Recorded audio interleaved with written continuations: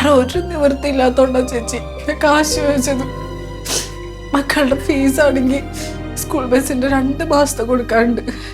പലചരക്ക് കടയിൽ മറ്റു കൂടി കുറച്ചെങ്കിലും കാശ് കൊടുത്തില്ലെങ്കിൽ അയാളിന് സാധനം തരില്ല അതാ പറഞ്ഞിരിക്കുന്നത്. ഏട്ടൻ ഓട്ടോ ഒന്ന് വീണിട്ട് കിടപ്പിലായ ശേഷം എൻ്റെ ഉണ്ടായിരുന്ന തരി പൊന്നൊക്കെ പണയം വെച്ചിട്ടാ ഇപ്പട്ടും വരെ ഞാൻ എത്തിച്ച. എങ്ങനെ മുന്നോട്ട് പോകുന്ന എനിക്ക് ഒരു പിടുത്തമില്ല ചേച്ചി. നീ വിഷമിക്കാതെ.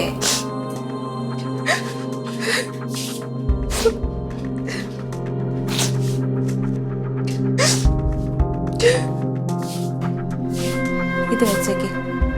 തൽക്കാലം നിന്റെ കാര്യങ്ങളൊക്കെ നടക്കുമല്ലോ. പഠിക്കാതെ നിന്റെ ചേട്ടൻ തന്നത് തന്നെ.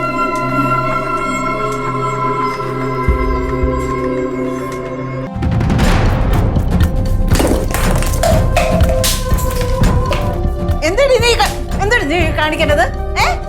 ഭ്രാന്ത് പിടിച്ചാ നിനക്ക്? സ്വന്തം മക്കള് ചോദിച്ചപ്പോ കാശ് തരായില്ലായിരുന്നല്ല, പെങ്ങളോട് ചോദിച്ചപ്പോ കൊടുത്തായിരുന്നല്ല. എന്താ അപ്പൊ ദാരിദ്ര്യം മനസ്സിലൊന്നുമില്ലേ? അതൊക്കെ പറയടി. അപ്പുറത്ത് അച്ഛനുണ്ട്, കേട്ടോ? നിനക്ക് അറിയാലോ. കേട്ടില്ലെന്ന് എനിക്കൊരു കുഴപ്പമില്ല. കൂടിപ്പോയി 2 അടി തരും, ഇത്രയല്ലേ ഉള്ളൂ. എനിക്ക് എല്ലാം അറിയാം. ഇവിടെ ആർക്കും എന്നെ ഇഷ്ടമുള്ള കാര്യമൊക്കെ അറിയാം. ഇഷ്ടമുണ്ടായിരുന്നെങ്കിൽ ആ പൈസ അച്ഛൻ പെങ്ങൾക്ക് കൊടുക്കുമായിരുന്നു. എനിക്ക് ടൂറിനല്ലേ തരത്തുണ്ടായിരുന്നുള്ളൂ. കുടുംബക്കാരൊക്കെയാണ് വലുത്. അച്ഛനല്ലെങ്കിൽ വേണ്ടി എന്തിനാ ചെയ്യുന്നേ? നിർത്തടി. മര്യാദക്ക് ഇരുന്നോളണം.